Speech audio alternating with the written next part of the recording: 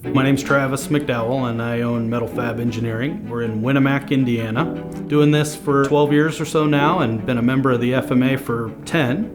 I joined the FMA because I needed some subject matter experts. I needed to expand my network and find some folks that had done the elements of manufacturing that I had not. You know, we are all fighting the same battles in many ways. In the FMA, there's kind of you've got operators and owners of businesses, and then you've got the different, equipment suppliers and manufacturers in there, but all of us need the ecosystem to survive and to thrive. And very rarely have I run up against anything where somebody is hesitant to share experience or knowledge or failures that they've already, lived through and been through that I'm asking questions about or that I'm up against. That's probably one of the reasons I've stuck with it and been as involved as I have for as long as I have. I gotta believe that many people that are in the FMA or that are contemplating joining the FMA are no different than me. They're small business owners with less than 50 employees, and they have limited resources, and they probably got into the business because they were really good at doing something, welding, or they knew how to bend metal, or they knew certain aspects. But building a business where you can hire people and train them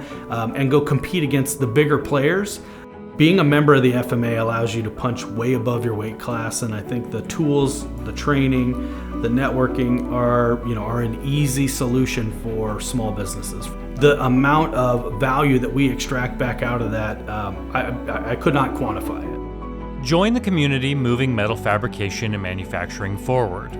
Become a member of the FMA.